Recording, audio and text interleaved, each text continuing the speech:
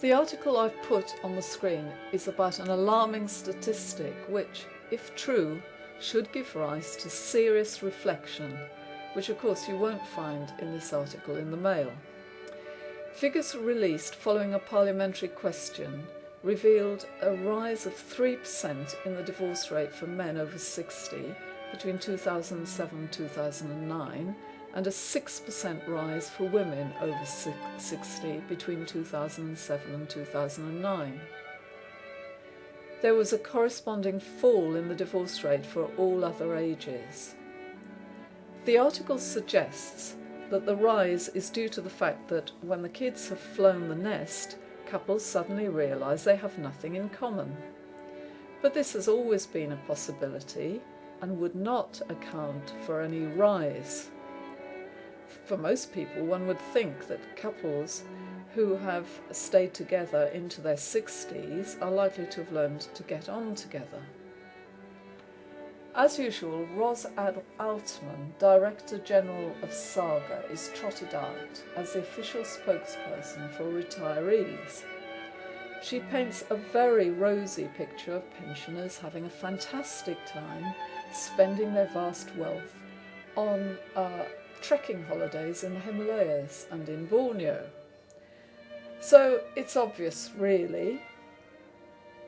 According to the Presstitutes in the Mail, pensioners are rolling in money.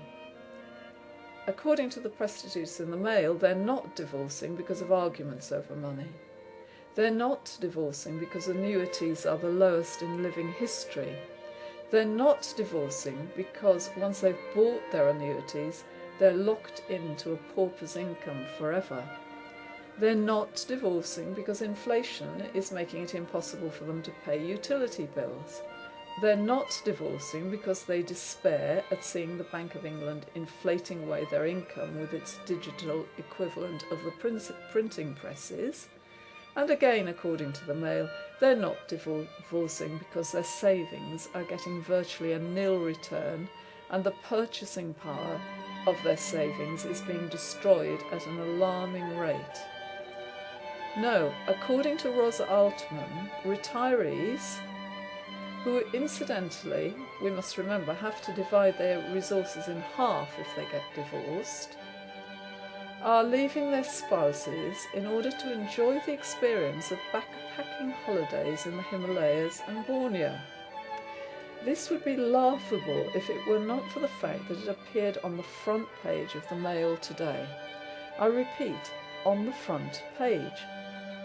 So yet again, I have a feeling that there is a hidden agenda here.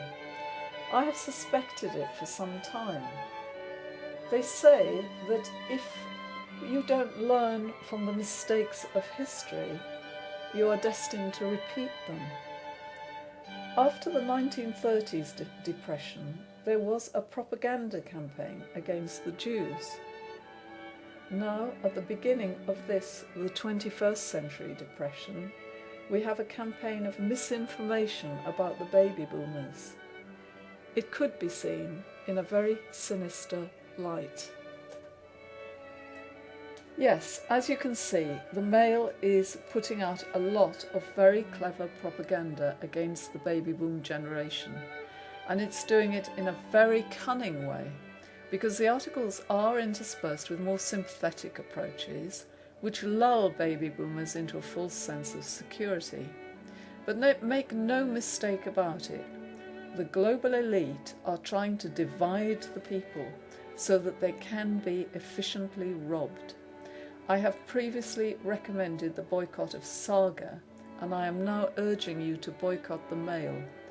I don't buy it, I just read the headlines.